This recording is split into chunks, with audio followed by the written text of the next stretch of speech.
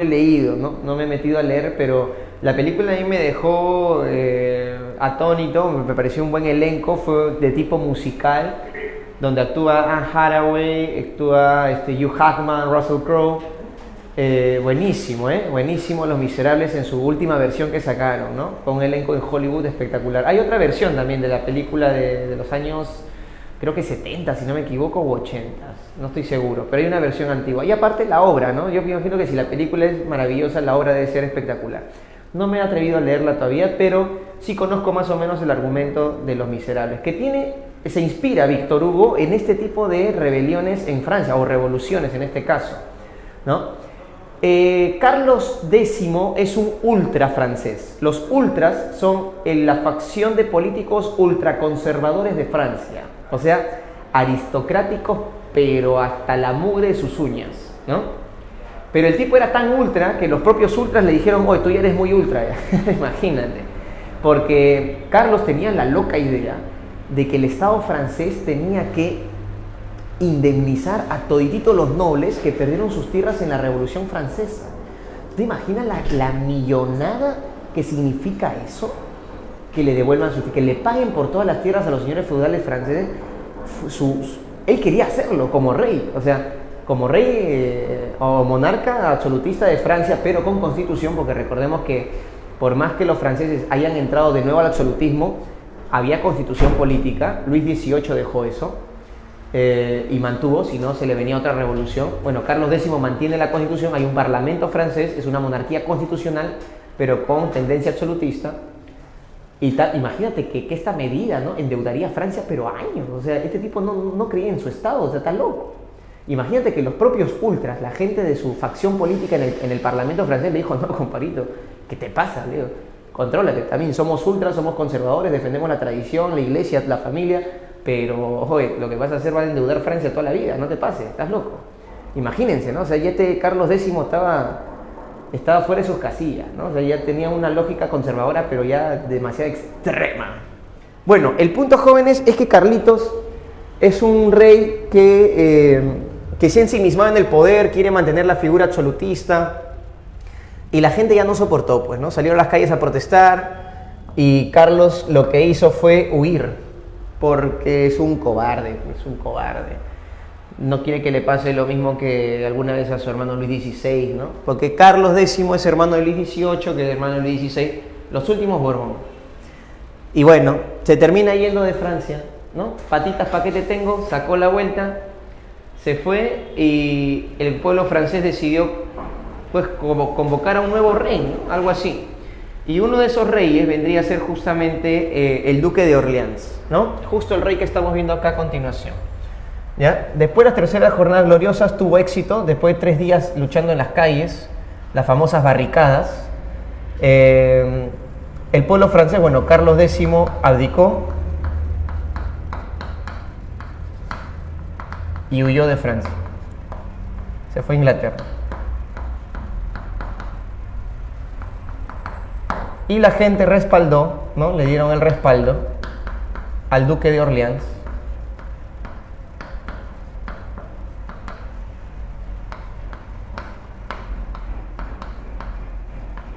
Luis Felipe.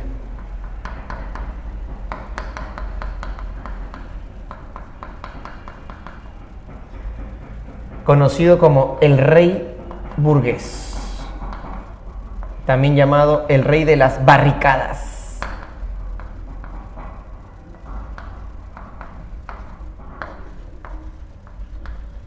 Si has visto la película Los Miserables o has leído, ahí se habla mucho de las barricadas, ¿no?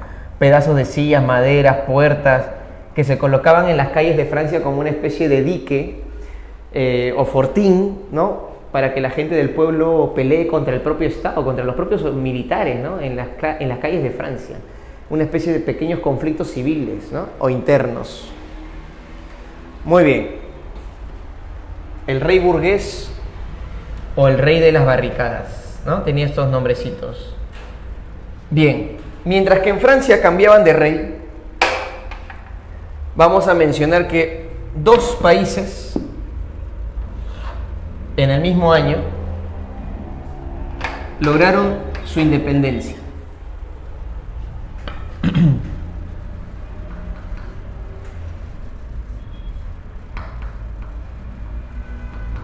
culminó el proceso de independencia de dos países?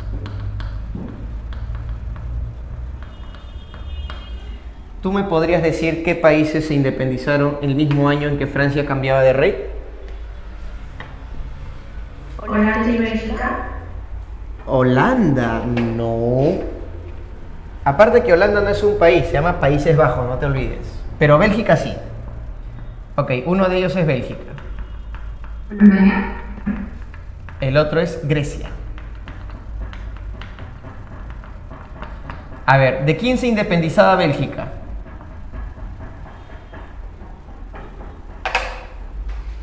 ¿De quién se independizaba Bélgica, chicos? De Países Bajos, ¿ok? Inglaterra y Francia le dijeron, ok, te aceptamos tu independencia, te vamos a aceptar tu independencia, ¿ya? Pero ¿sabes qué, Bélgica? Nunca, jamás en tu vida te atrevas a meterte en asuntos políticos de Europa. Y yo les pregunto, ¿qué pasó en las dos guerras mundiales? ¿Cuál fue la posición de Bélgica? ¿Se acuerdan o no? Neutral. Porque esa es su promesa. Bélgica no se mete en asuntos políticos militares de Europa. Porque esa es su condición de mantenerse libres e independientes.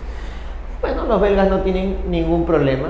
Son un buen país, tienen una buena educación, un buen sistema económico, no viven mal.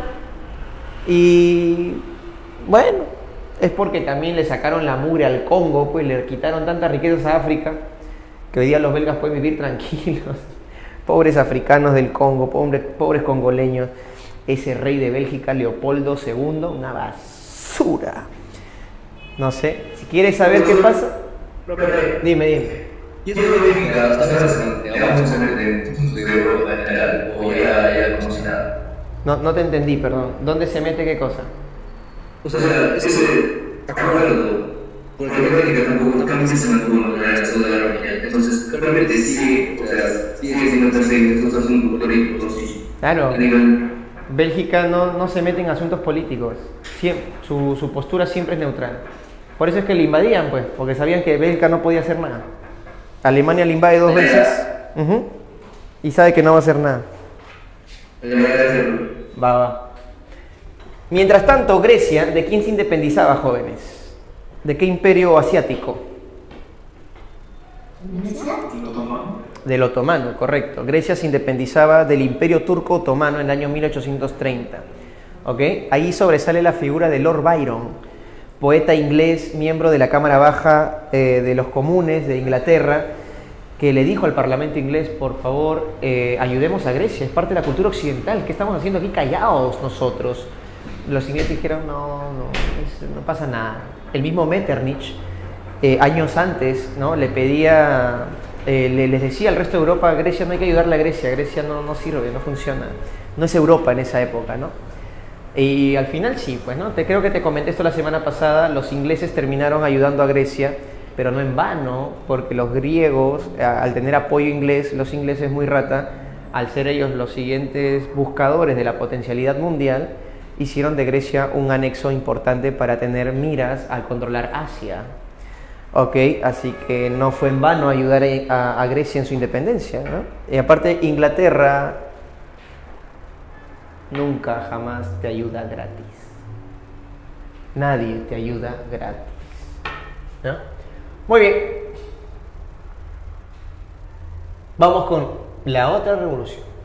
¿Qué pasó del año 30 al 48 en Francia? Bueno, Luis Felipe era chévere, era bacán, ¿no? Es el rey del pueblo. No tenía sirvientes, su mujer y su hija hacían las labores domésticas, salía a las calles, saludaba a la gente, todo chido, bacán, qué monstruo, ¿no? Un rey bien paja, ¿no? Qué chévere. El detalle es que, pasando los años, Luis Felipe se iba acomodando con la alta burguesía, ¿no? Este rey francés, ¿sí? Se va a liar con la burguesía francesa y va a empezar a entrar en temas de corrupción, ¿no? Hace su alianza con la alta burguesía francesa.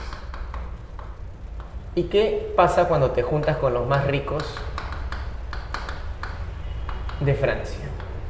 Bueno, te olvidas del pueblo, vos. Te olvidas del pueblo. ¿Y cuáles son las causas que hicieron entonces que el pueblo francés vuelva a levantarse contra nuestro rey, ¿no? O el rey de Francia, Luis Felipe? Bueno, primero por su postura obviamente conservadora, ¿no? Postura conservadora, alejándose de las ideas liberales. Postura conservadora, autoritaria y déspota. O sea, no solo se alejaba del pueblo, empezó a maltratar a la gente.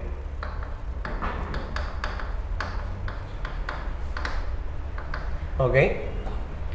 Empezó a hacer programas de censura, ¿no? Que ya la gente no se reúna, mucho hablan de política, me quieren criticar, porque también Francia estaba entrando, chicos, en esa época en un proyecto de, vamos a decirlo así, de crisis económica. ¿Y por qué se entra una crisis económica? Vamos a poner acá la crisis económica de 1846, por sequías. Por sequías. Se estaba repitiendo casi los mismos procesos del año 1789. 1846. ¿Quién era presidente del Perú ahí? A ver, hazme acordar, por favor. ¿Quién gobierna el Perú del 46 al 51?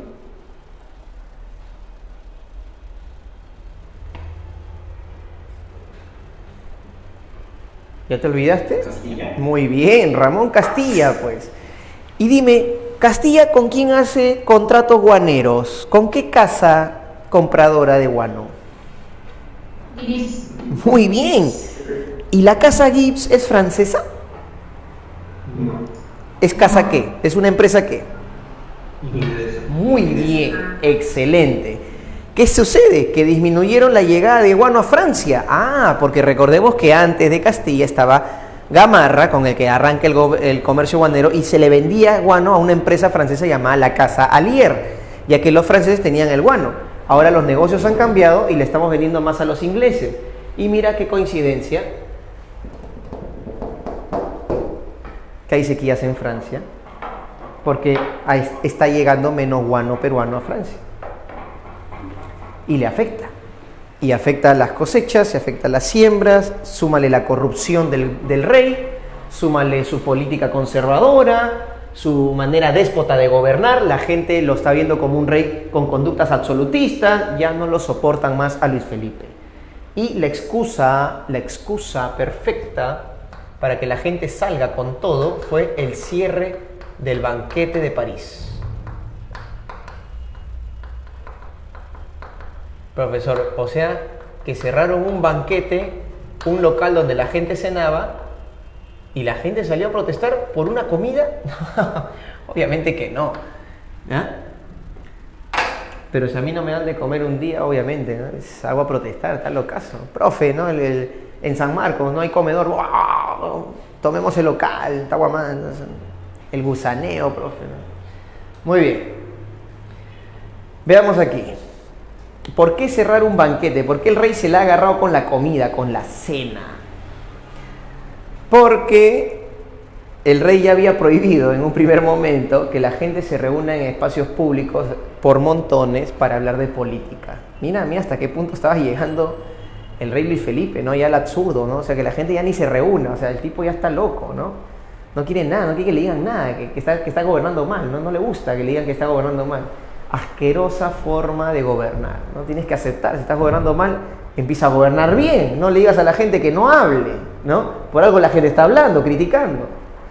Bueno, el detalle, jóvenes, es que el tipo prohíbe las reuniones, y la gente más rata, echa la ley, echa la trampa. Mira, el rey nos prohíbe reunirnos, ¿no? Perfecto, pero lo que no puede prohibir el rey es comer. Entonces, se alquilaban locales, ¿no? O restaurantes, donde la gente pagaba su entrada para un banquete, ¿ya? La gente con plata, obviamente, y alguien ponía un tema así de política al aire, ¿no? Entre los comensales, y la gente empezaba a hablar y a discutir. En total, era un banquete, tú no puedes prohibir a la gente comer. Entonces el rey se entera pues de que los banquetes en París o en Francia, en varias ciudades de Francia, están hechos para reunirse y conversar sobre la política y hacer este tipo de críticas al gobierno y todo. El rey se entera y dice, y había un banquete que ya se había promocionado, siguiente banquete de París, ¿no? Y el rey suspende y les dice que no, se prohíbe ese banquete, ¿cómo es posible? Y la gente se achara, oh, ¿qué vas a prohibir comer? Oh, salieron a las calles a protestar. Ya te imaginarás, se armó el bolondrón en Francia cuando el rey prohíbe el banquete de París. Muy bien, chicos, a ver, ¿qué pasó?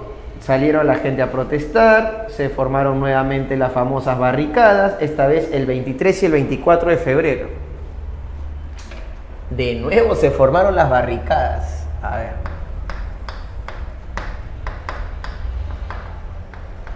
Ya se estaba haciendo común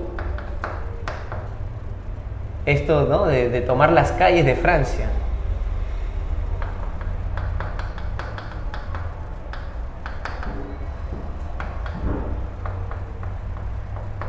Muy bien, chicos. Como consecuencia de esto, el pueblo francés se organiza de nuevo. Profesionales salen justamente a las calles, buscan al rey, se enfrentan al ejército y Luis Felipe no le queda otra que abdicar. Y también, al igual que Carlos, huye a Inglaterra, ¿no? Muy bien. Luis Felipe abdica y huye de Francia.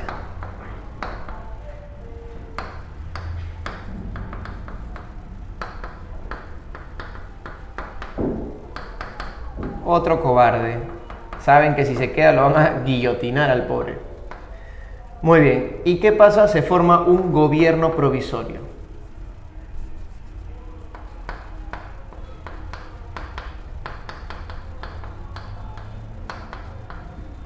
Se forma un gobierno provisorio, jóvenes, dirigido por Lamartine o Lamartine.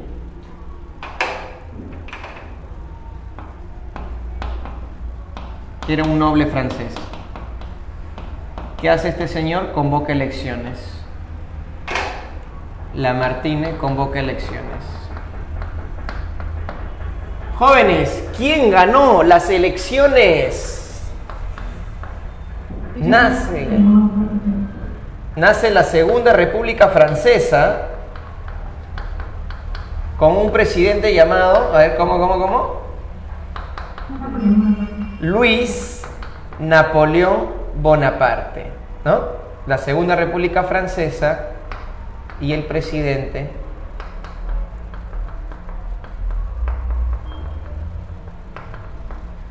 Luis Napoleón Bonaparte, sobrino del ex emperador Napoleón I. Ahora este se vuelve presidente. ¿Y tú sabes por qué se volvió presidente? Él postuló, postuló con otros candidatos. ¿Tú sabes por qué ganó? Locazo, ¿cómo gana? Porque la gente no conocía a los otros candidatos. La gente dijo, oye, ¿quiénes son esos que están postulando? Ni en pelea de perros he escuchado su nombre, ni su familia votó por ellos, creo. Pero toda la gente sí sabía algo, pues. ¿Qué crees que sabía la gente? ¿Qué se le hacía conocido? El apellido, muy bien. ¿Por qué crees que la gente vota por Keiko Fujimori? Por su padre, qué obvio, qué muchacho. Si Keiko no. Bueno, puede tener un poco de carisma, ¿no? Pero creo que su expareja, Vito, tiene más carisma porque se ha vuelto tiktoker el desgraciado, ¿no? Maldito corrupto estadounidense. Tenía juicios allá con su viejo y toda la vaina. Y acá la gente olvida rápido hasta quiere hacer TikTok con este tipo, ¿no? Pero bueno. ¿Ah? Está musculoso, está guapo. La gente olvida rápido, ¿no? Gente bien amnésica. La gente olvida que Vizcarra, ¿no? Se llevó un montón de peruanos, olvida que el enamorado de Keiko. La gente es así, ¿eh? ¿Qué se puede hacer, muchachos? Por eso siempre hay que, hacer nuestras revisiones históricas un poquito, ¿no? A ver, para acordarnos las cosas buenas y malas de cada persona. Y es así a Napoleón, al tipo, él es el sobrino. Pero la gente decía, Bonaparte, oye, ese no ha sido nuestro emperador. Así en Francia decían, sí, claro, ¿no? Él es, ya, bueno, pues, ¿no? Y se aplica la frase, pues, ¿no? Más vale malo conocido que bueno por conocer. Así que, ¿qué te puedo decir? Y ganó. ¿Y cuánto tiempo le duró la presidencia?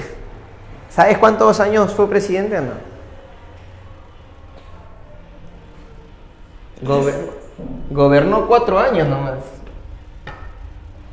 Del año 48 al año 52. ¿Qué, profe? ¿De ahí lo votaron? ¿A qué? No, en el año 52, ¿qué hizo? Disolvió el parlamento. Le llegó. Disolver, ¿no? Dissolver, así en francés. Dissolver. ¿Ya? Oye, profe, se parece al chino Fujimori. Sí, un poquito. Y disolvió, se hizo un autogolpe. Un autogolpe. ¿Y qué se proclamó? Quiero ser emperador, dijo, como mi tío. Bueno, bienvenido Napoleón III. Segundo imperio francés, muchachos. Muy bien. Bacán, ¿no? A mí me encanta el siglo XIX, es hermoso. Ocurre de todo en esta época. Profe, ¿y hubo así independencias? No. En el 48, revolución, intentos de revolución en Rusia, intentos de revolución en Austria, intentos de revolución en la Confederación Germánica, y ninguna tiene éxito. Pero sí te puedo decir algo. Las revoluciones liberales, en conjunto, esta fue la segunda oleada, por cierto. Esta se llama la segunda oleada. Esta es la tercera oleada, porque fueron varios intentos de revolución, pero no todas tuvieron éxito. Profe, ¿y la primera oleada cuál fue? La de 1820. En tu material que te he colocado del PDF que se te dio la semana pasada, ahí dice, son 3 oleadas, la del 20, 30 y 48. Ya, a ver, te explico acá rapidísimo para entrar a la revolución industrial. En la del 48, muchos países se levantaron, ¿sí? En varios reinos hubo intentos de revolución, pero fracasaron. O sea, sus gobiernos le metieron con palo.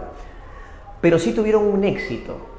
Si bien no triunfaron las revoluciones, el rey de Austria, el de Prusia, el de la Confederación Germánica, en los rusos no tanto, ¿ya? Porque Rusia se mantuvo absolutista hasta la época de Lenin, ¿no? Pero otros países sí entendieron algo, que ya no quiero que me estén a cada rato, que una rebelión, que ahorita se revoluciona, de repente una triunfa, no friega. ¿Ya qué quiere el pueblo? Parlamento, constitución. Ya, te vamos a armar un parlamento, vamos a crear una constitución, pero no del pueblo. Lo hacemos nosotros, los nobles y la burguesía de alto nivel. O sea, empiezan a aparecer constituciones dentro de Europa, ya. El mundo está avanzando. Las ideas liberales han sido un motor alucinante para que el mundo vaya cambiando. Y han generado este éxito del 48. ¿Cuál es? Que si bien solo Francia triunfó en revolución, algunos países de Europa, principalmente Europa Central, empezaron a crear parlamentos y constituciones. Eso ya es un gol. ¿Sí? Es un gol. Porque a la larga esto te va a dar pues derechos como ciudadano, ¿no? O sea, los reyes van a doblegarse un poquito, van a dar el brazo a torcer y decir, ya no quiero más rebeliones, pues. Y aparte mis empresarios están que me reclaman que tienen que tener más obreros trabajando en las fábricas, pero si los obreros están que se rebelan a cada rato, paraliza el trabajo. Entonces ya tengo que llegar a un acuerdo con los burgueses de la época, ¿no? Mis comerciantes, o sea, ¿qué es? Oye, ya suéltale algunos derechos a la gente, déjalos tranquilos, ¿no? O sea, aspirina para el pueblo, pero aunque aspirina para el pueblo, ya es un logro, ¿no? O sea, salir a protestar a veces no es en vano. Algunas tal vez sí, otras no, ¿ya? Y recordemos que las 8 horas laborales, los derechos laborales, no se consiguieron pidiéndole por favor al dueño de la fábrica. O sea, la gente salió a protestar y hubo muchos muertos en el proceso. Muertos. No estamos hablando ni heridos, que le hizo un rasponcito en la rodilla, no, hay gente que ha muerto y se ha sacrificado para que tú y yo hoy día tengamos derechos. O sea, con esto no quiero decir que siempre hay que marchar, no. Pero sí hay que protestar cuando hay injusticias, ¿no? O cuando algo no se considera justo en términos laborales, en términos salariales, en términos de trato humano. El que no llora no mama, pues muchachos, así de sencillo, ¿no? Si bien las marchas no solucionan nada, pero al menos son un elemento del proceso para encontrar una solución, ¿ya? Al final yo sí soy muy seguidor de que el diálogo tiene que resolver los conflictos. Yo no tengo que llegar al extremo de gritar a otra persona o cerrar una carretera para llegar a eso, pero la historia también nos ha dicho que si a veces no se hace eso, no te escuchan, ¿no? Claro, no es lo ideal, ¿no? No es lo ideal. Lo ideal es nos sentamos, conversamos y solucionamos las cosas. Pero ya, bueno, ¿qué te puedo decir? La historia avanza a veces con violencia, ¿no? Muy bien, chicos. ¿Alguna... ¿Está bien acá? ¿Todo claro? Resumen, chévere, tranquilo. ¿Todo bien? Sí, bro. Bacán, bacán. Dime, te escucho. Justo lo que acaba de mencionar, a eso se refiere la primavera del pueblo, ¿no? ¿La qué? La primavera de los pueblos, justo lo que acaba de mencionar. Sí, algo así, sí, claro. El despertar, ¿no? La primavera, el alba. Hay varios nombres. Exacto, porque acá arrancan las famosas nuevas ideologías, ¿no? Porque el año 48 se publica un documento que es la base del comunismo marxista. ¿Cómo se llama ese documento? ¿Conocen o no conocen? Un tal Karl Marx y Friedrich Engels publican el año 1848 el Manifiesto Comunista. Muy bien, correcto. O sea, ya están arrancando nuevas ideologías que derivan, ¿no?, de las ideas liberales. El liberalismo soltó a sus hijos, el socialismo, el anarquismo, y aparece también otra ideología en paralelo al liberalismo que es el nacionalismo, ¿no? A ver, retrocedemos un poco, muchachos. No me parece que este tema esté aquí, debería haber estado mucho antes, para que sea más cronológico, pero bueno, vale la intención. Revoluciones industriales en sus dos fases. Le voy a pasar un cuadro con Aarón, voy a ver si lo encuentro ahorita en mi drive, si no ya cuando llegue a mi casa. ¿Ok? Para que veas las revoluciones industriales. Van del siglo XVIII al siglo XX.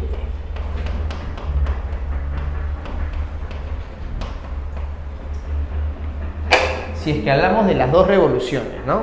Si es que hablamos de las dos, ¿ya? A ver, voy a ver si tengo acá mi cuadrito, ¿ya? Debo tenerlo por acá. No, voy a buscar al toque ahora.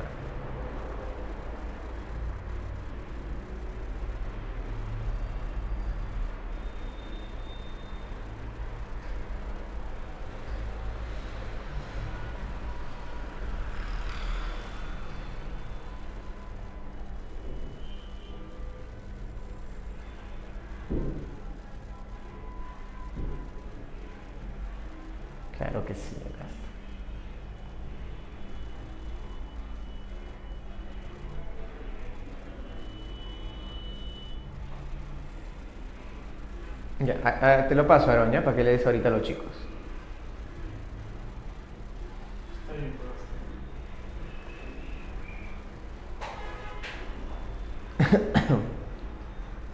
A ver, aquí les paso ahorita de una buena vez. ¿Cuál es tu número, el número de acá? Creo que no te he agregado todavía. Lo lamento. Ay, a ver, te encuentro al toque. No. Es el 914. Ya te encontré. Y esa es mi foto. Pero ese no es tu número, ese es de acá. Ah, Eso es de acá. sí. No es tu número personal. Ah, ya ves. Ya. Ahí está. Ahí le he mandado. Ya. Que su tutor le mande y por favor ténganlo abierto el documento para que te guíes con lo que voy a hacer. Primero analicemos ese documento, por favor. Ahorita le paso mi imagen en el Zoom. Ah, lo puedes poner en pantalla. No, le paso en el chat. Ah, ya está bien. No, está bien. Pues si lo pongo en PDF, no lo van a descargar y así. Los conozco. Ah, ok. Pero igual pásaselos, por favor. Ah, ya le pasé por el Zoom, en imagen. Ya. No, pero el documento también, si se puede, del WhatsApp, si tienes el WhatsApp con ellos, pásaselos también, para que lo tengan en su archivo. Bien, Me tomé la molestia de hacer este cuadro, creo que está en el chat como dice su tutor, para que ustedes vean la diferencia entre la primera fase de la revolución industrial y la segunda fase. ¿Todo correcto? ¿Todos pueden ver la imagen? ¿Todo, vamos bien mientras estoy explicando? Sí, perfecto, ya, ahí está, ¿no? Ahí está. Todos tienen esta imagen, perfecto. Todos deben tener esto. Ya, dense cuenta la cantidad de inventos que hay en la segunda que en la primera. O sea, es brutal. Y díganme, ¿cuál sería el factor que hace que la segunda tenga más inventos que la primera? ¿Por qué la segunda es tan salvaje en términos de cantidad de cosas que hay? ¿Cómo? ¿Por qué? No sabe, dice, No sé. ¿Por el acero? No.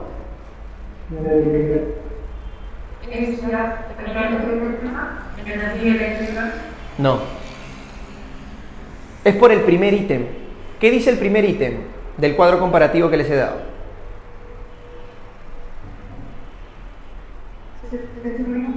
Los países.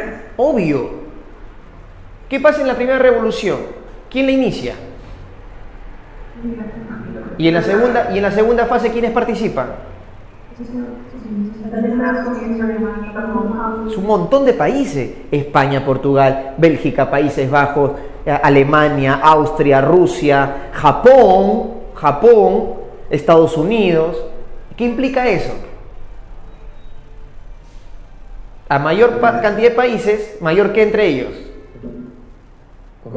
Muy bien, se acabó. Ya está, se acabó la clase. Ya aprendieron todo ya. Ya lo entendieron. Cuídense, le doy las claves ahorita. Ingresaron. Obvio, pues, hay mayor competencia y por ende va a crecer la cantidad de inventos. Porque va a haber competencia ¿en qué sentido? Compiten por adquirir ¿qué? Por ocupar o absorber o controlar ¿qué cosa? ¿Nuevos qué? Ya, territorio, ok. Mercados. Quiero que mi producto se venda.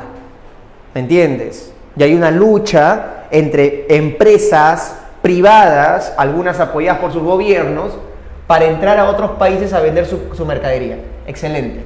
Ok, vamos, pero ¿cómo empezó todo esto? Vamos al inicio, el origen de todo, lo que es una cosa maravillosa.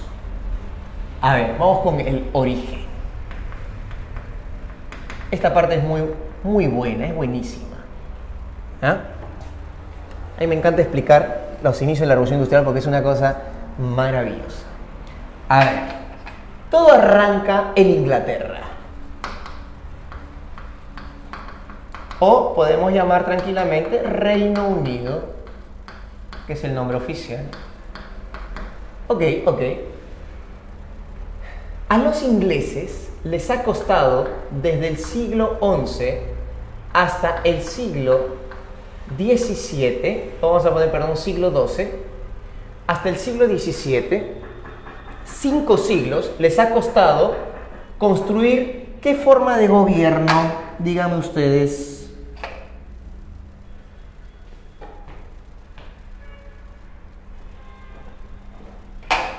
¿Qué forma de gobierno tiene Inglaterra? Tiene un parlamento. Un parlamento. ¿Y qué es? ¿Cómo sería entonces? ¿Cómo se llamaría todo esto? Una monarquía parlamentaria. Ojo, les ha costado 5 siglos llegar a este nivel de consolidación de gobierno.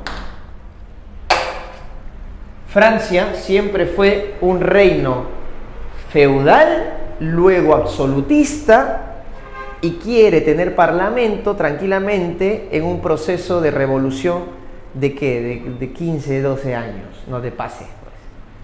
A Inglaterra le ha costado 5 siglos consolidar su parlamento. Francia lo quiere hacer en 15 años, no, se están locas.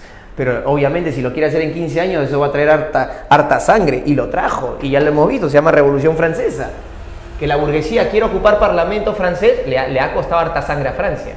A Inglaterra también, pero su proceso ha sido lento, pero seguro.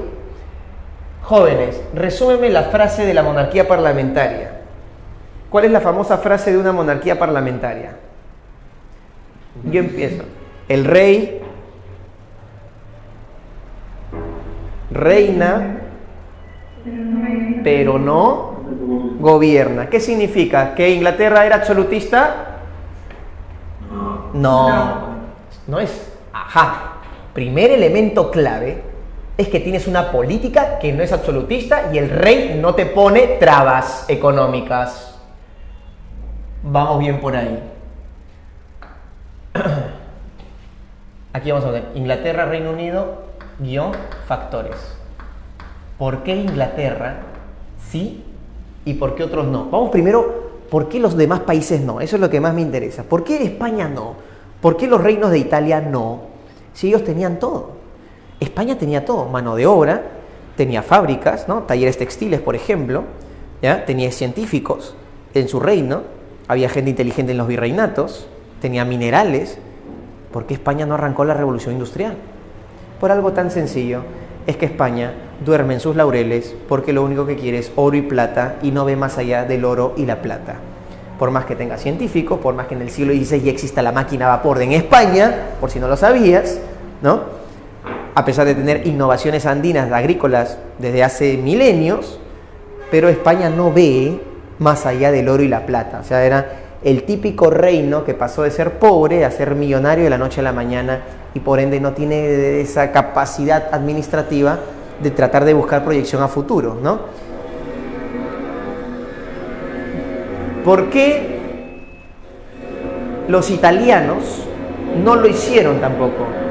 Que yo sepa, en el Renacimiento italiano había gente súper inteligente y un tal Leonardo da Vinci hasta tenía planos de máquinas. Tanques, submarinos, tipo aeroplanos. Entonces, ¿por qué no se le dio la oportunidad a los italianos de crear grandes inventos y pasar a una etapa, pues, robótica industrial, ¿no? No sé. Y es porque, si te das cuenta, los italianos tenían esta lógica, ¿no? de posición del título, es decir, gano mi plata, yo soy un comerciante, pero la tradición latina es que mientras yo tenga tierras y títulos, soy poderoso. No teniendo fábricas, un montón de trabajadores, esa no es mi lógica. Produzco telas, vestidos, te traigo joyas, te las vendo a ti, a la nobleza, y tengo un mercado muy cerrado de venta de mis productos, y el artista yo lo apoyo para que me haga una estatua, no para que me invente algo. ¿Por qué? Porque yo consumo arte, no consumo inventos. El italiano no ve esa lógica, porque el italiano está ensimismado en sus negocios comerciales y en el consumo del arte, ¿sí? Entonces tampoco tiene esa idea de proyección. Entonces, ¿y por qué, profe, Países Bajos, que era un país industrial en la época del siglo XVI, siglo XVII, fabricaban barcos, eran tejedores, tenían industrias? ¿Por qué no arrancó la revolución industrial? Porque Países Bajos, chiquitito, o sea, era una industria naviera y le hacía barcos a otros países. O sea, Países Bajos no se dedicó o se enfrascó en tener una política de carácter agrícola, porque los barcos que construían y vendían era para poder comprar alimentos para la población, ¿no? Y poder subsistir de alguna u otra forma, ¿sí? Y aparte que Holanda no tiene espacios de terreno agrícola. O sea, recordemos que los holandeses o neerlandeses le han ganado terreno al mar para poder crear su país, ¿sí? Que es una obra de arquitectura y urbanismo espectacular, ¿no? Quitarle terrenos al mar para hacer crecer mi ciudad, una cosa maravillosa. Pero tampoco proyectaron su figura a una lógica industrial tan grande, de hacer una serie de fábricas o de vender grandes rollos de tela o ropa por todos lados. No lo vieron porque no había necesidad de hacerlo. O sea, al ser un país chiquito no tenía una proyección tan grande como la de generar grandes empresas. Solo se habían conformado con ser buenos industriales navieros y crearle barcos a otros países, ¿no? Entonces, ahí nos damos cuenta de que países que tuvieron las condiciones para iniciar la revolución industrial no lo hicieron. Y no te hablo de Francia porque Francia tiene un rey que es absolutista y no te va a permitir crecer nunca, ¿no? Porque te va a poner trabas impositivas tributarias. Ok. Para que entiendas por qué los demás países no, ¿sí? Y por qué Inglaterra sí. Entonces, seguimos con los factores. Los ingleses tienen un rey con poderes limitados.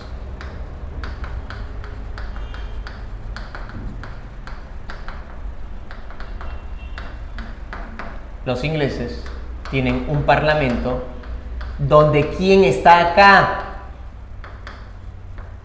¿Quién está dentro del Parlamento? ¿Qué clase social se encuentra dentro del Parlamento? Muy bien, burguesía. Ya sean nobles o plebeyos muy importantes empresariales. Perdón. Pero está la burguesía. Lo que les ha costado muchos años a los empresarios ingleses lo han logrado. Ya son parte de la política inglesa. Chévere. Un rey con poderes limitados que no me pone obstáculos y un grupo de empresarios que hace política dentro de Inglaterra. O sea que usa la política para poder hacer que sus empresas crezcan. ¿Saben cómo se llama eso? Utilizar la política para el crecimiento empresarial o ligar mi empresa con el Estado. ¿Saben cómo se llama esa palabrita que es muy conocida en el mundo de la política? De repente la han escuchado. Se dice lobby. ¿Han escuchado de los lobbies? O en las noticias por ahí. Oh, no, que ese es un lobista, ¿no? Porque está metido con las empresas. Es cuando tú apoyas a un sector empresarial desde la política, ¿no? Y favoreces con algunas leyes, normas o reglamentos a dichas empresas. Eso es un lobby. En Estados Unidos eso es súper, hiper normal. Correcto.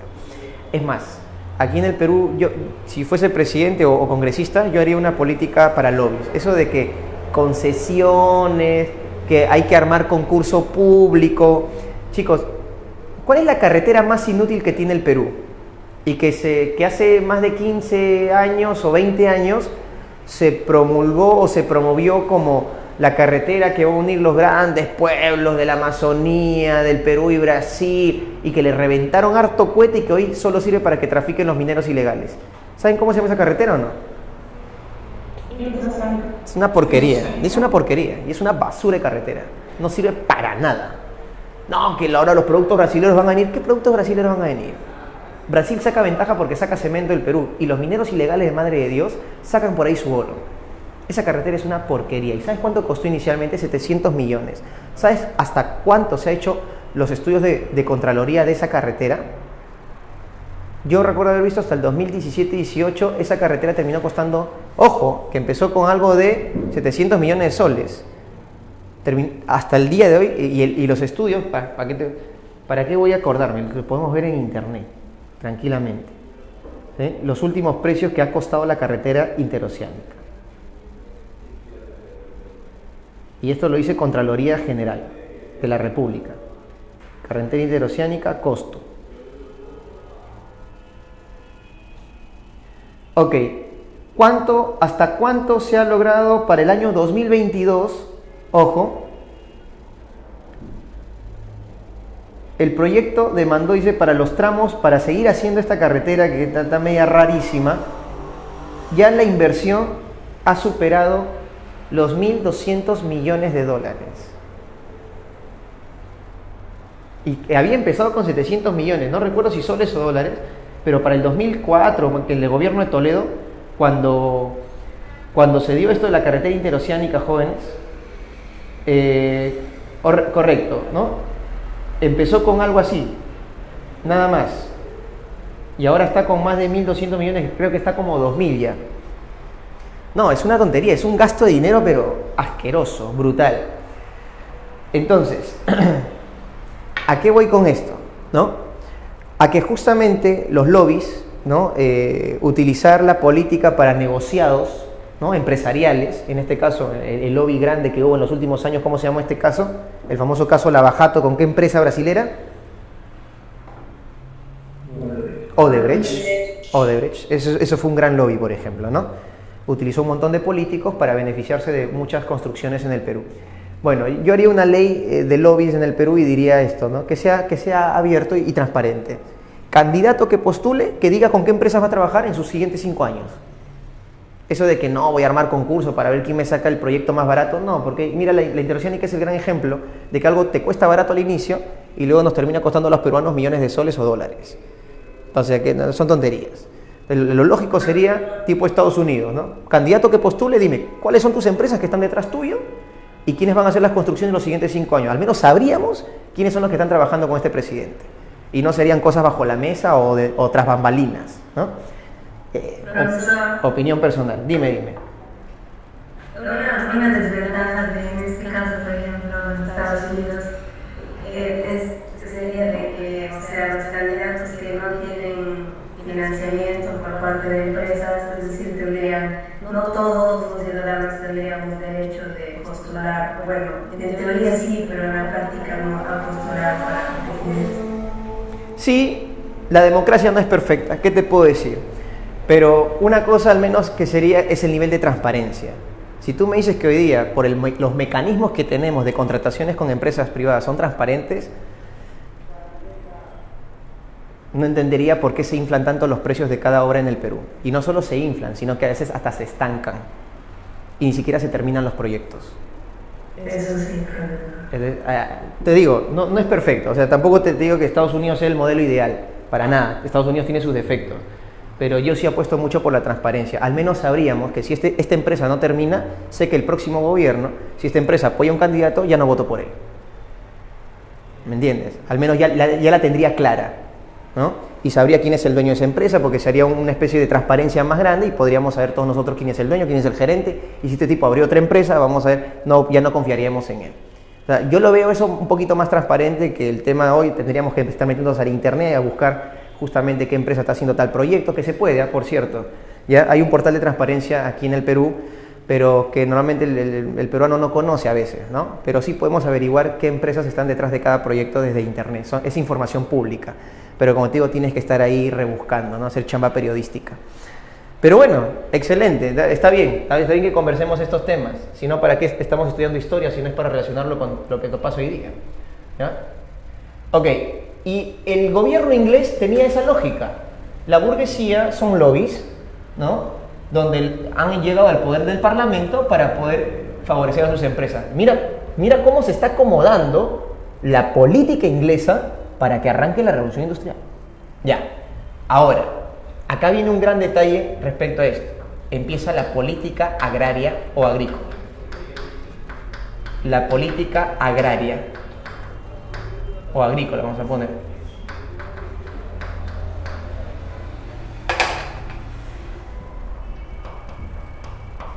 No, está bien, porque es un tema de tierras, no de productos exactamente. Una política agraria. A ver, ¿qué pasa en Inglaterra? ¿Qué dice el Parlamento? Se hace una revolución agrícola inglesa.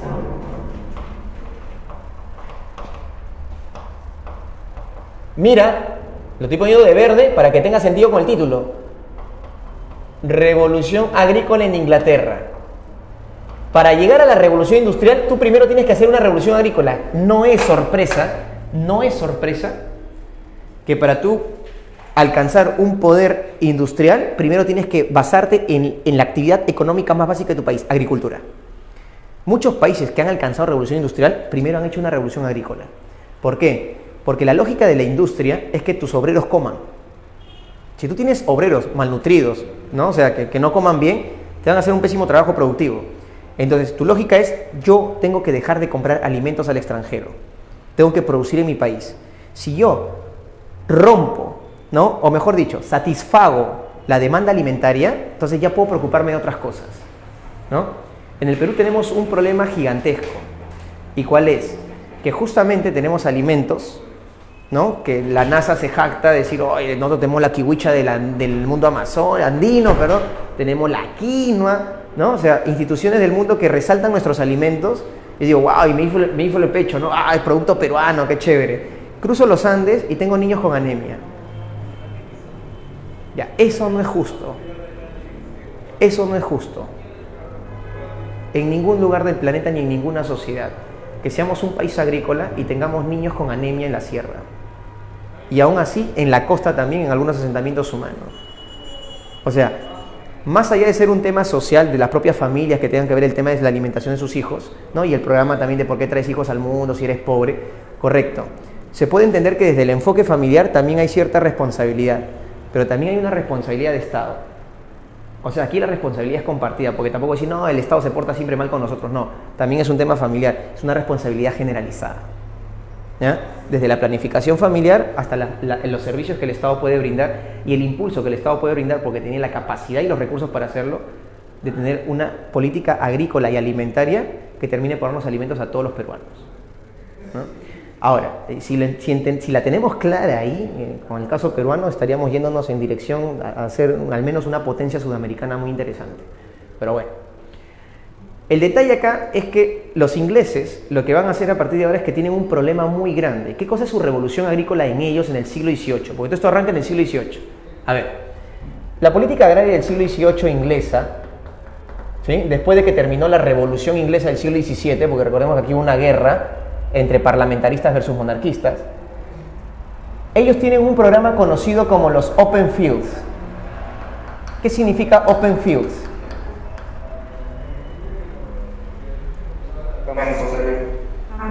Campos abiertos, muy bien. Los campos abiertos. ¿Qué es la revolución agrícola inglesa? Que voy a cambiar los Open Fields por los Enclosures, o también llamados Closed Fields, que también se le puede decir así, ¿no? Para hacer la analogía. ¿Qué cosa es? ¿Qué son los Enclosures o posiblemente el término Closed Fields? Campos cerrados. Campos cerrados. Cambio mi política de campos abiertos a campos cerrados. Ya, ¿por qué hago esto? ¿Qué son los campos abiertos o los Open Fields? Yo voy a irme al campo porque el Estado me da el permiso de poder ir al campo y es libre. Si yo quiero ser agricultor en Inglaterra, el Estado me da la garantía de que yo puedo irme al campo, a cualquier parte de zona rural de Inglaterra, y sembrar los productos que quieran, nabos, zanahorias, patatas, etcétera, ¿no? Mazorca, en fin, porque recordemos que los productos americanos ya se siembran en Europa. Ok, hasta ahí va acá.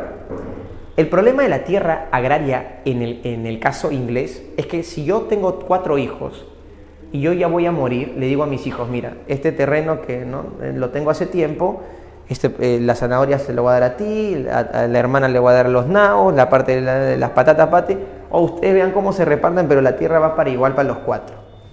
Ya, el detalle es que 2 de mis hermanos quieren volver a la ciudad, ¿no? Porque están metidos en otros negocios, no quieren saber nada del campo agrícola, no les gustó tampoco nunca vivir en el campo. ¿Y qué genera eso? Que las familias inglesas no permitan tener, ¿qué cosa? Una uniformización de la tarea agrícola.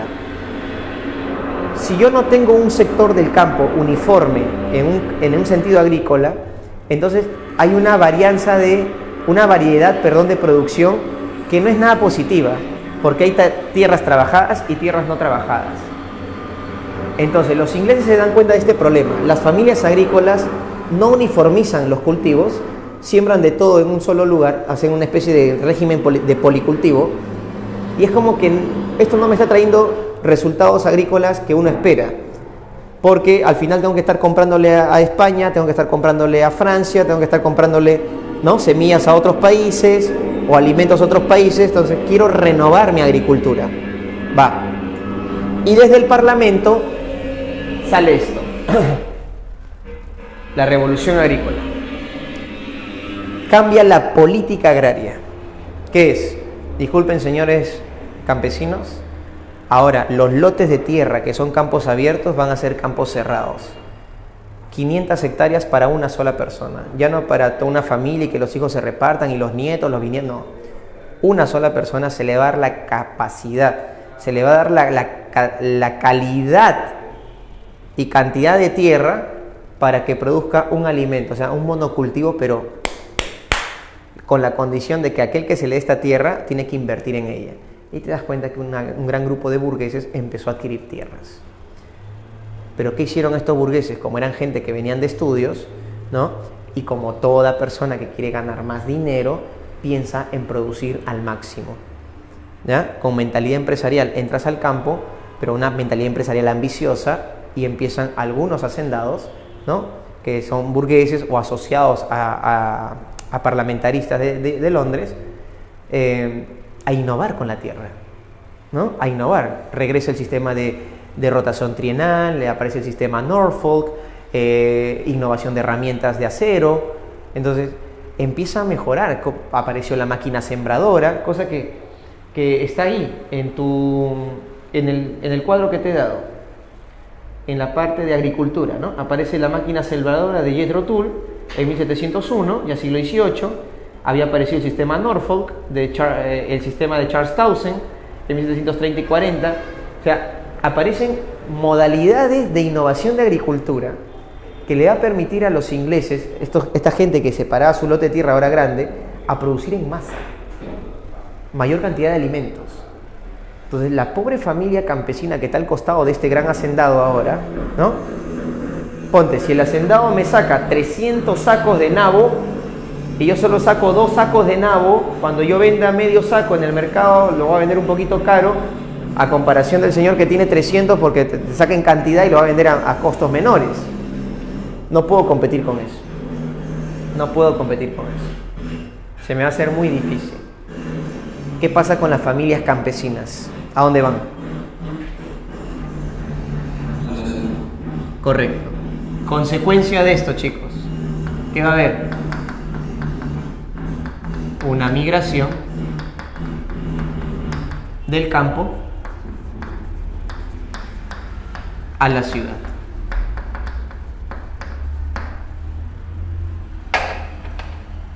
Jóvenes, ¿y qué genera esto? No, antes de eso. La migración del campo a la ciudad, ¿qué genera? ¿Que la ciudad es qué? ¿Aumento de qué? Muy bien. Aumento demográfico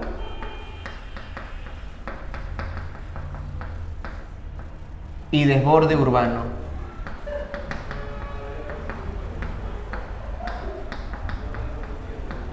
O sea, ¿qué está pasando con las ciudades? ¿Están qué? ¿Qué pasa con las ciudades? ¿Están? ¿Están? Creciendo de forma que, ordenada, desordenada. ¿Qué genera eso, jóvenes? Una explosión demográfica. Por lo tanto, ¿qué va a empezar a haber en la ciudad? Una revolución urbana demográfica. Las ciudades van a cambiar por la llegada de mucha gente. Pero acá hay que ser muy sinceros, ¿sí? Acá hay un plus llamado medicina. ¿Qué acaban de inventar en esta época? ¿Qué se inventó, jóvenes? La vacuna. ¿Contra qué? ¿Qué enfermedad de los niños? No. La viruela. Jóvenes, la medicina, ilustración, la ciencia avanza, la medicina avanza, por lo tanto, ¿qué aumenta? ¿La esperanza de qué? Muy bien, muy bien. Aumenta la esperanza de vida. Excelente.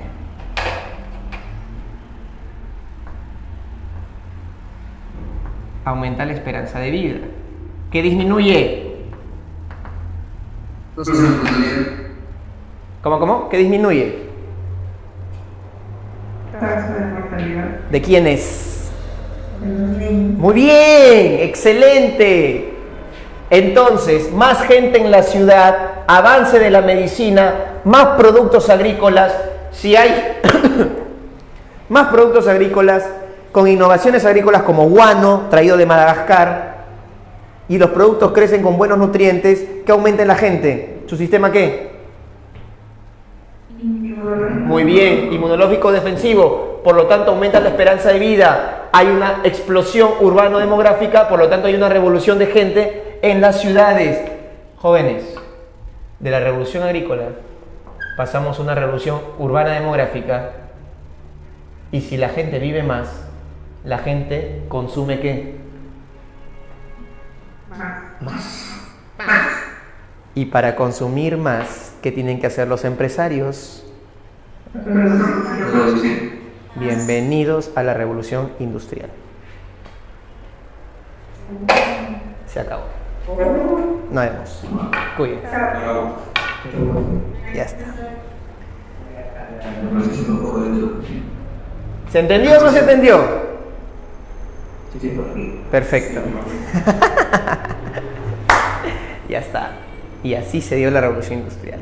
Si hay más gente, hay mayor consumo.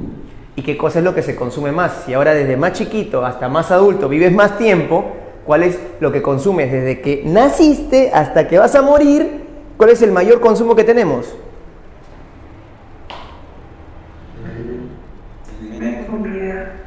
No es comida.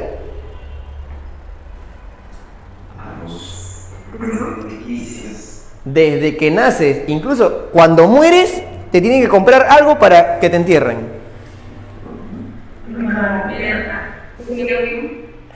¿Ustedes mueren calatos o cómo va a ser la vida? A ver. Obvio, ropa. Por eso, ¿cuál es la industria que va a sobresalir? Se acabó, no sé, ya está la clase, se acabó, ya está. Ya entendiste todo. Ya entiendes por qué la industria textil es la primera, pues. Más gente, más consumo. Y obviamente ninguno de ustedes consume su ropa cuando tenía 3 años, pues. Cada vez que creces va cambiando la ropa, ¿ya? Muy bien, el vestido. Y ahí está, muchachos. Ahí está. Ya entendiste el proceso. Pero hay que ser sinceros. Hay más factores. Profe, ¿qué otros factores? O sea, ya entendiste el proceso.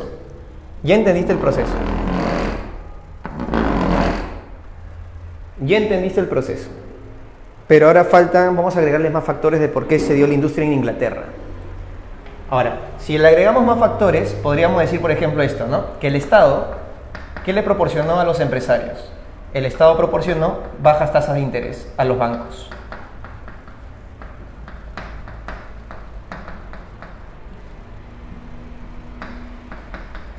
¿Por qué esto es importante? Si el Estado promociona bajas tasas de interés, ¿qué implica esto?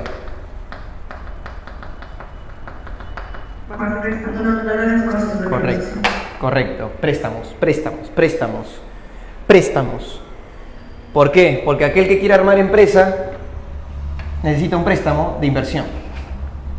Y si me das bajas tasas de interés, voy y consigo el préstamo. Lógico, ¿no? Luego, podemos decir también la ética laboral protestante.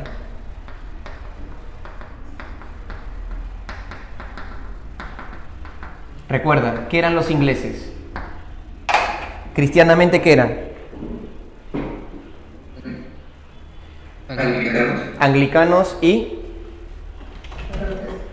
Protestantes. Bueno, esos son protestantes, pues. Anglicanos son protestantes, no son católicos. Pero son anglicanos y ¿qué más eran? Calvinistas, llamados puritanos. Recuerda que el calvinista inglés es llamado puritano. Dame un ratito, por favor.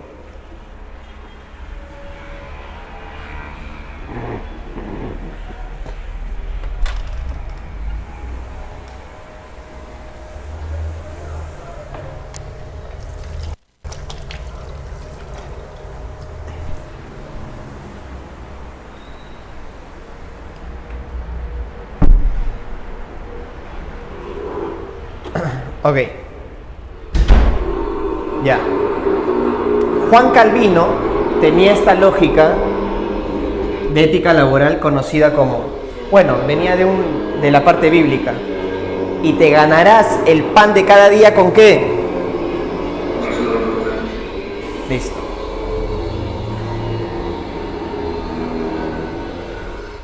Para el calvinista, el protestante, ¿comerciar es pecado? No. Si tú te vuelves rico y tu familia disfruta de esas riquezas y está bien contigo como tú, proveedor de tu hogar, creyente cristiano, y le das esos valores a tu familia gracias a la riqueza que generas y mantienes feliz a tu familia y a tu comunidad, Cristo te ama. Se acabó. Entonces, comerciar y volverte rico no es pecado. Y si tengo que meter las manos a la tierra para generar riqueza, las voy a meter. ¿Por qué? Porque me ganaré el pan de cada día con el sudor de mi frente. Entonces, para los calvinistas o los protestantes, los puritanos o anglicanos, la lógica es esa, ¿no?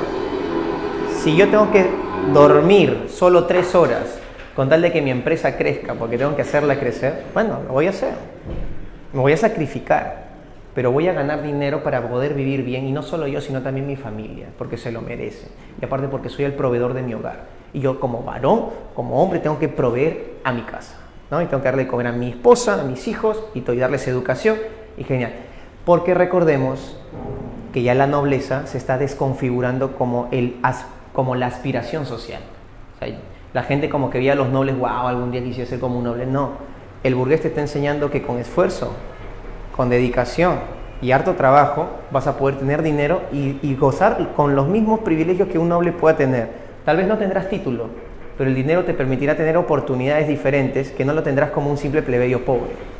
Entonces, ¿qué genera esta nueva lógica de industria, ¿no? Que al aparecer la burguesía como nuevo elemento de clase social aspiracional, desplaza a la nobleza. La gente ya no quiere ser como los nobles, la gente quiere ser como ellos. Tener dinero, ganar mi platita y poder vivir cómoda y tranquilamente. Muy bien, ética laboral protestante. Te comento un caso. Hace muchos años enseñé en Caraballo y me vacila esto porque esta lógica yo la he escuchado en gente que es cristiana, protestante. Me imagino que los católicos de hoy también, ¿no? Algunos pensarán así. Pero le escuchaba a un joven vendiendo marciano. Estaba en un bus por Caraballo, alguna vez por Zapayal, no recuerdo. Y era un verano, terminaba el verano, recién empezaba el ciclo escolar hace muchos años, me acuerdo, yo estaba enseñando en colegio. Sube este chico vendiendo marcianos al bus y un señor medio maleado también su pregunta, pero válida también la pregunta, le dice, oye, pero es con agua hervida, ¿no? Le dice, y el joven sin palta le dijo, claro, señor, es con agua hervida, es más, ¿no? Trabaja para los demás como si trabajaras para Dios. Esa fue su respuesta del joven.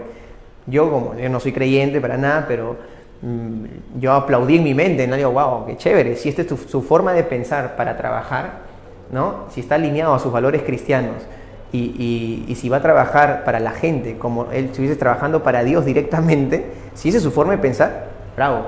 Entonces, y en ese momento yo me acordaba, ¿no? Oye, de repente así fueron estos empresarios protestantes de la Revolución Industrial, ¿no? Pensaron de una manera parecida, ¿no? Que su forma de hacer crecer su dinero estaría acorde con sus valores cristianos. ¿Listo? Y eso está en la lógica de la Revolución Industrial. Muy bien. Excelente. Bien ahí. Hacer el bien, eso es lo único que importa. Hacer el bien hacia los demás. Bacán.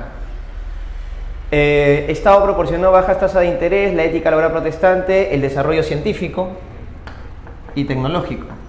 ¿Por qué? Porque la ilustración pone su aporte, pues. El desarrollo de la ciencia y la tecnología.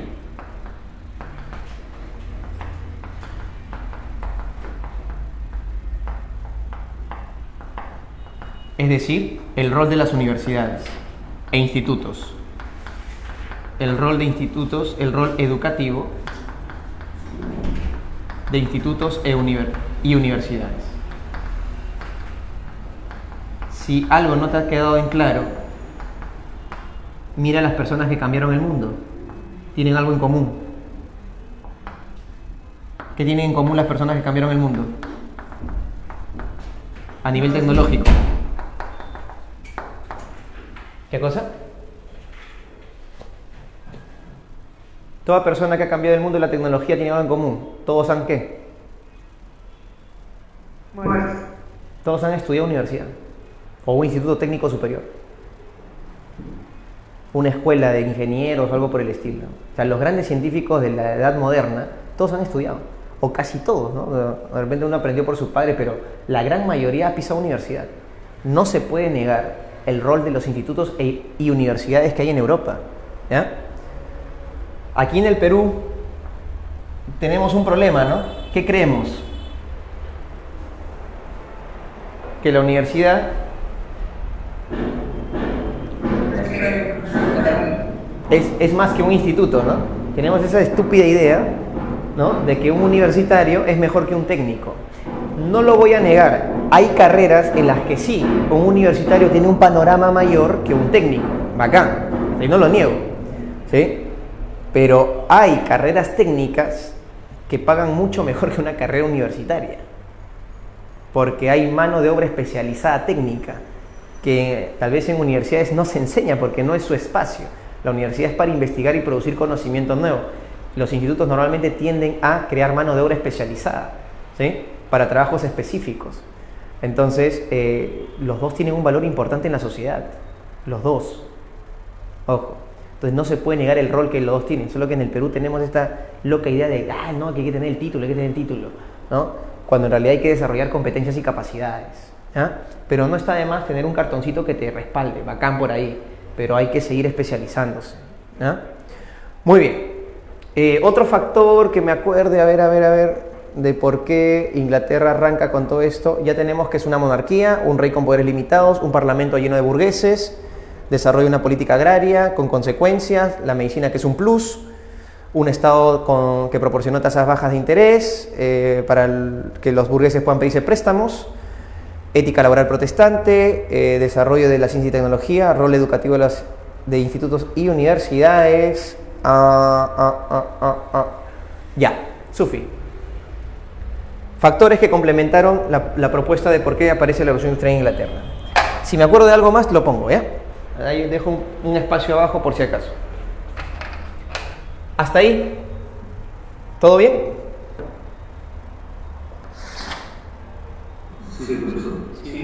Sí, correcto. Si hay alguna duda, háganla por favor, ¿ya? Muy bien, esa es la primera revolución industrial y por qué surge en Inglaterra, chicos. ¿Ya? Los inventos tal vez, ¿no? A ver. Bueno, pero ya está, pues ya se los pasé. Ya se los pasé. Si quieres, imprímelo en tu casa y pégalo ahí en tu cuaderno.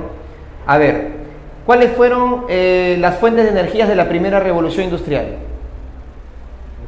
El carbón, también llamado hulla o coque, y el vapor de agua, ¿no?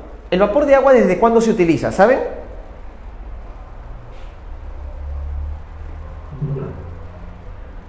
Dame un momento de la historia donde ya se usaba vapor de agua.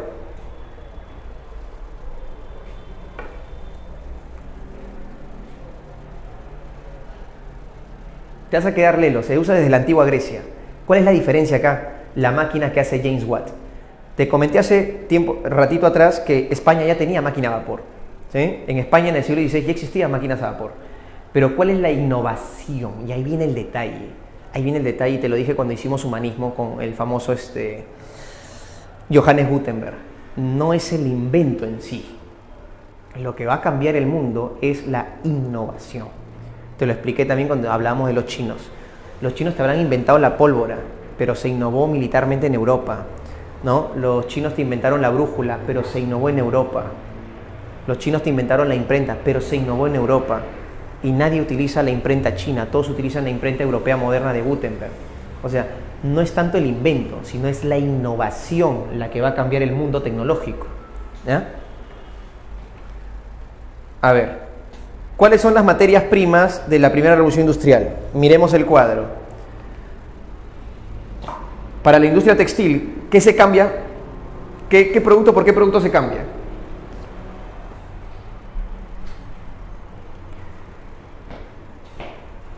¿Los ingleses qué dejan de usar para empezar a usar qué? Gracias a sus colonias en la India. Abandonan la lana de oveja para empezar a usar ¿qué? Algodón. Claro, es más fácil trabajar con el algodón. ¿Ok? Algodón o lino, ¿no? Que también se traía de Egipto. Ok.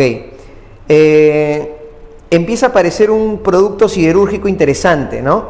Porque empiezan a mezclar el hierro, que es la materia prima importante. ¿Con qué lo mezclan para obtener acero? ¿Con qué se mezcla el hierro para obtener acero?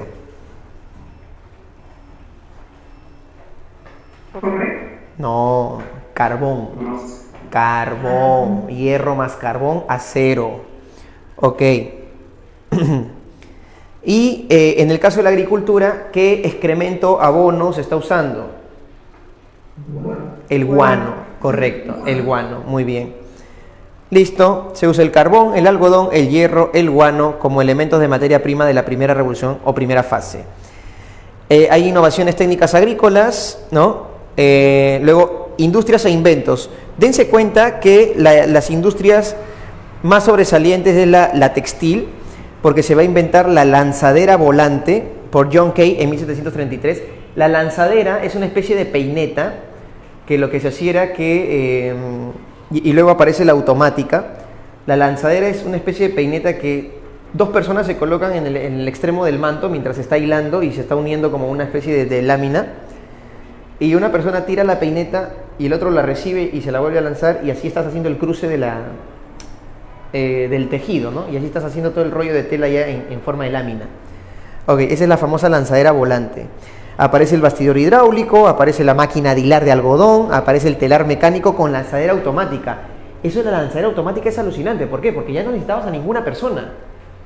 Con una pequeña maquinita, la lanzadera solita iba y venía, iba y venía. Ah, chévere. ¿Qué está generando eso, jóvenes? Mientras más se innova la tecnología, ¿qué está pasando con el obrero? Menos puestos de trabajo. Correcto. Exacto. O sea, hay consecuencias.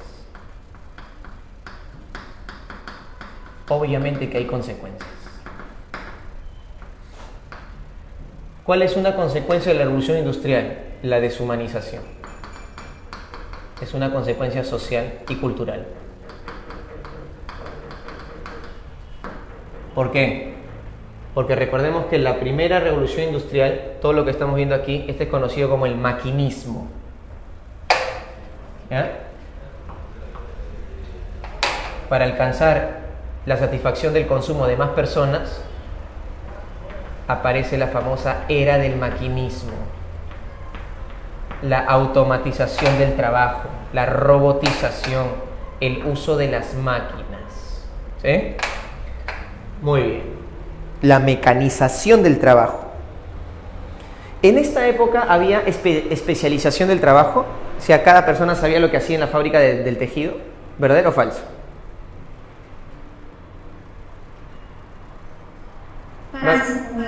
Falso, muy bien. ¿Dónde va a haber especialización laboral? ¿En qué fase? En la segunda, muy bien. Ok, hay un proceso de deshumanización porque se pierde la mano de obra, ¿no? O sea, la máquina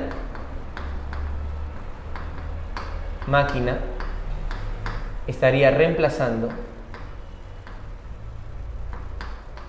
la mano de obra.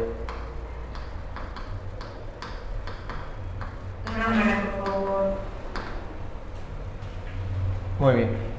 Había un dibujo antiguito llamado Marco, ¿no? Que era un dibujo, un anime, ¿ya? Donde Marco es un niño italiano que su mamá se va a buscar mejores condiciones laborales y bueno, y Marco con el pasar de los días, meses y años va a buscar a su mamá porque no sabe dónde está, ¿no?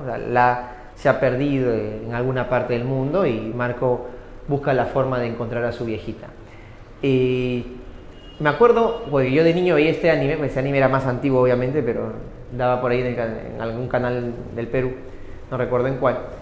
Y había una escena que siempre me voy a acordar toda mi vida porque tiene que ver con Revolución Industrial. Marco está contextualizado en la Revolución Industrial, ¿no? En este anime antiguo. Donde Marco trabajaba para un señor y Marco, ¿qué hacía? Le lavaba las botellas de vidrio al señor, ¿no? Las lavaba para que pueda usar para vender sus bebidas. Y le dice, Marco, lo siento, Marco, ¿pero qué ha pasado? Le dice, Marco, un tipo ha inventado una máquina que puede lavar botellas en menos de una hora, que todo. Pero yo puedo hacerlo rápido, le dice Marco. No, Marco, lo siento, está que me enfría el negocio, señor, no, ya no puedo contratarte más, lo lamento. Y Marco pierde su chambita que tenía lavando botellitas, pues muchachos. Y ahí está un gran ejemplo de la revolución industrial, cómo termina afectando la mano de obra. Muy bien. Consecuencias de las consecuencias. Esto termina generando un famoso movimiento de lucha contra las máquinas. Terminator, profe, Matrix, ¿qué es esto? Yo Robot, la era de Ultron, ¿no? A ver, ¿cómo se llama esto? El movimiento Ludita. ¿Han escuchado o no? Vino, creo, un examen de admisión o algo así. O también conocido como el ludismo, ¿no? Lud era un trabajador que empezó justamente a irse en contra de fábricas, ¿ya? A destruir máquinas, pero de las fábricas que producían telas de baja calidad. O sea, empezó a destruir fábricas y máquinas de empresas que estaban produciendo porquería de telas, ¿no? Pero curioso, ¿no? Porque aparte de producir cosas malas, le estás quitando chamba a la gente. No, pues tampoco seas tan exagerado.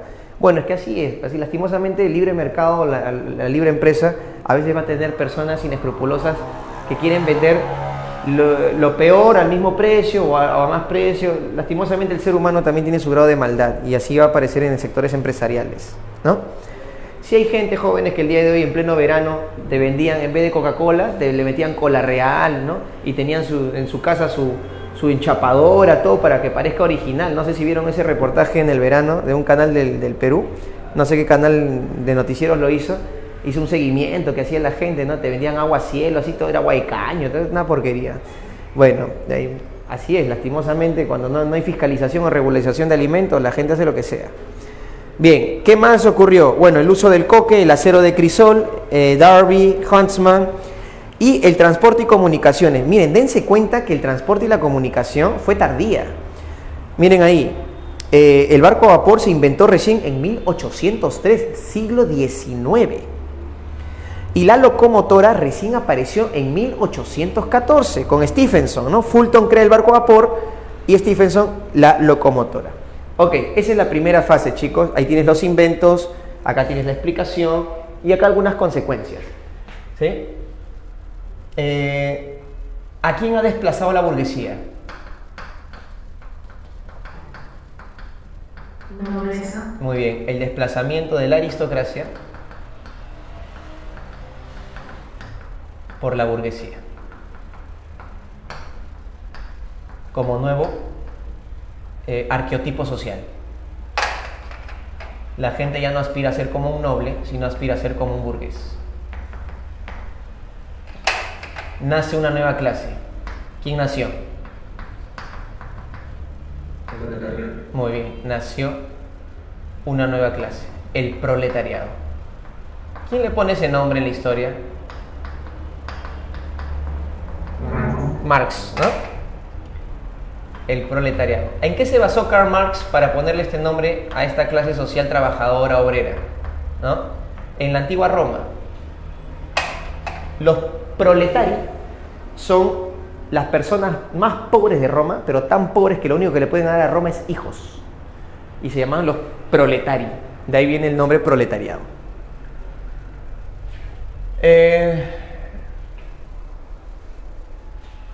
Otra consecuencia es que Inglaterra termina incentivando, ¿sí? Inglaterra terminó incentivando la industria en otros países.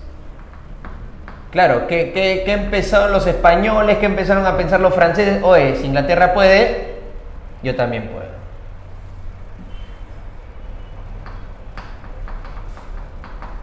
Terminó incentivando la competencia industrial.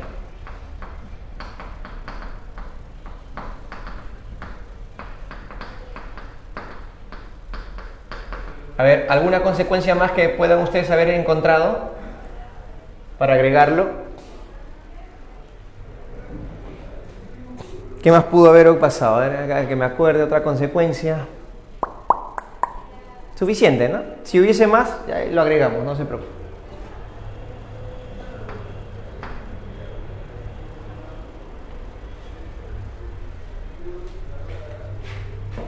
Ya, segunda fase.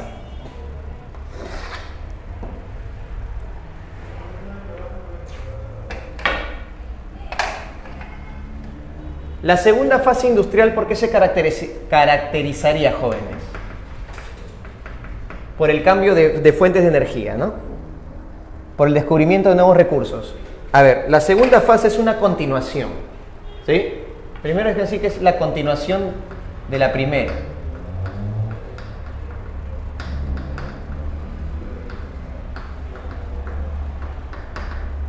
¿Ya? Como característica tendríamos nuevos elementos o nuevas materias primas que reemplazan a unas anteriores. Por ejemplo, nuevas materias primas y fuentes de energía. El carbón, que por más que se utilice hasta el día de hoy, ¿por qué se cambió?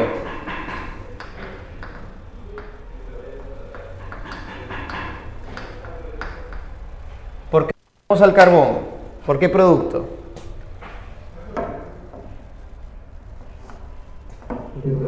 Petróleo. Correcto. También llamado, ¿cómo le dicen al petróleo? ¿Alguien sabe cuál es su chapa del petróleo? ¿Cómo le dicen? El oro. Oro negro. El oro negro. ¿Sí? El petróleo, el oro negro. Muy bien. ¿Significa que antes no se usaba el petróleo, verdadero o falso? Falso. El petróleo se ha usado desde hace miles de años. Se le llama aceite de roca. Lo usaban los griegos, los romanos, las comunidades norteamericanas que encontraban pocitos de petróleo. Se ha usado siempre, ¿no?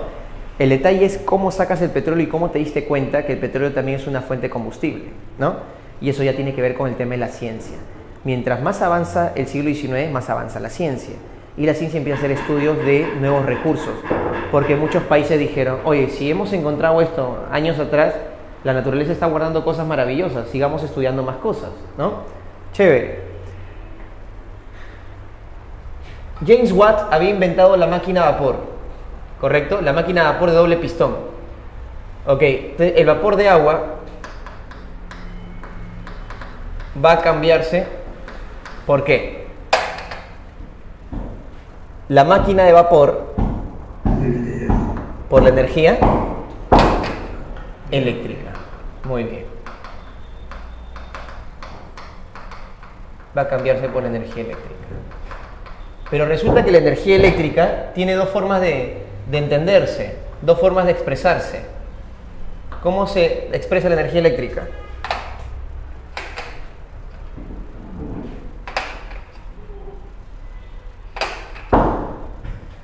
¿Corriente qué? Corriente continua o corriente directa. ¿Y corriente qué? Alterna. Ya. ¿Y por qué te digo que esto trae problemitas? ¿Cuál fue la primera en usarse? Con volt. La continua, ¿no? O directa. En inglés, ¿no? Direct current. Y altered current, ¿no? Direct current DC, altered current AC. Por eso es que viene la famosa banda de rock AC/DC, ¿no? Y al medio una especie de rayo, ¿no? ¿Ah? Muy bien. Tomás Alva Edison, ¿qué tipo de corriente usaba? Muy bien, continua. Entonces, cuando Tomás Alva Edison aplica su corriente continua, él crea toda una compañía eléctrica, ¿no? Edison Company, ¿ya? Que tú creas una central eléctrica y le vas a dar luz a 8 cuadras alrededor. Pero desde Europa venía un joven ingeniero eléctrico que trabajaba para una de las sucursales de Edison, llega a Estados Unidos a trabajar directamente para Edison ya, pues venía de las sucursales europeas. Edison se había vuelto un millonario con todos sus inventos y patentes. Llega y este tipo está en otra onda, o sea, es un físico experto en energía, bueno, es un ingeniero eléctrico que Edison le manda a hacer las tareas más difíciles y el pata las hace, ¿no? Tenía una genialidad con la electricidad increíble y le proponía a Edison decirle, jefe, ¿por qué no usamos corriente alterna? Y obviamente era una corriente muy peligrosa por su alto amperaje, ¿no? Entonces, no. Edison sabía, ¿no?, que la corriente alterna podría ser una opción viable, pero no había la manera de controlarla. Y de todas las ideas que nuestro amigo Nikola Tesla le brindaba a su jefe, no le hacía caso, ¿no? Entonces Tesla se achora y dice, ¿sabes qué? Me voy. Este señor no me hace caso, vive en sus propias ideas, no quiere innovar. Y Tesla busca a un inversionista llamado el señor Westinghouse para que lo apoye. ¿Quién lo apoyaba? A Thomas Alva Edison, lo apoyaba a JP Morgan, ¿ya? Y cuando se entera de que han abierto una nueva sucursal eléctrica, o sea, una nueva empresa eléctrica se ha abierto, ¿no? Tesla Company o la empresa Westinghouse Company, empieza la competencia eléctrica en Estados Unidos. Entonces se conoce como la guerra eléctrica, ¿ya? La corriente alterna versus la corriente continua, ¿no? Es un choque que saca chispas. Ya, ¿qué pasó por ahí? Alguien o un grupo de investigadores inventaron algo en Europa muy chévere que Tesla pudo controlar la corriente alterna. A ver, de repente los chicos que somos los que más jugamos videojuegos, de repente alguna chica conoce por el tema de que le gusta la cosmetología, A ver, chicas que le gustan las cometologías, cuando tú vas a un salón de belleza y tienen estas planchas de laseado importadas, ¿no? Normalmente la señora de la peluquera no lo conecta directo al enchufe, sino lo conecta a una cosa más grande, ¿no? Que los chicos también, si han jugado Play 1 o Play 2, el antiguo, tú no conectabas tu Play directamente al tomacorriente. ¿A dónde lo ponías? Muy bien, a un transformador. ¿Cuál es la chamba de un transformador?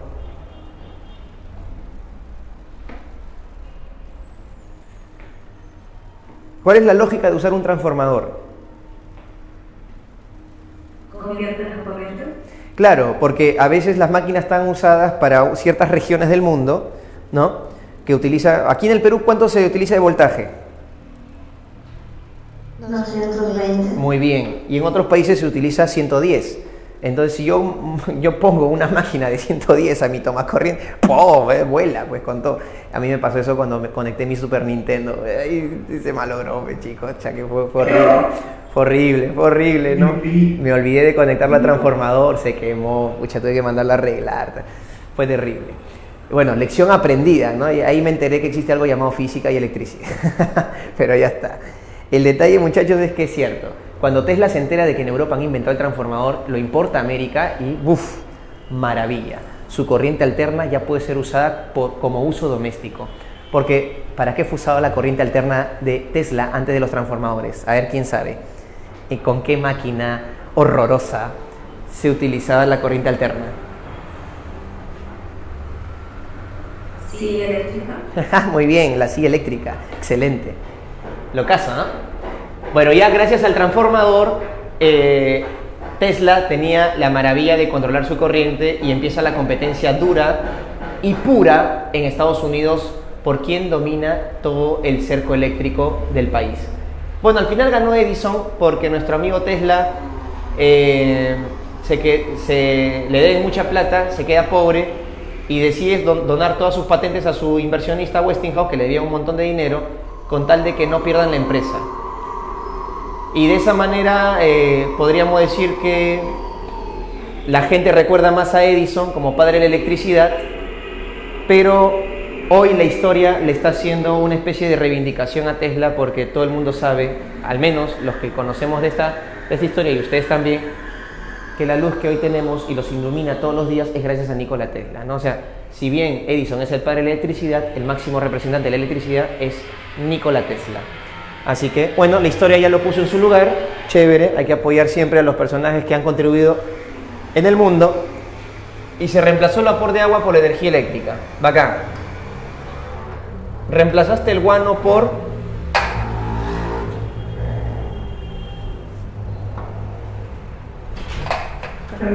Muy bien. Y que con el salitre podías hacer dos cosas. Primero, con el salitre, ¿qué se hacía? Pólvora. Y luego, para sacar al guano al mercado, ya se puede hacer con el salitre, ¿qué cosa? Fertilizante. ¿Pero qué fertilizante? Sintético. Dímelo. ¿Ya acabó? No te creo. ¿Qué hablas? No. No me ha dicho nada. No me ha dicho nada. Sí, profesor. Amanecido. Como están en su casa, como ellos no tienen que salir y que lo roben. Ya.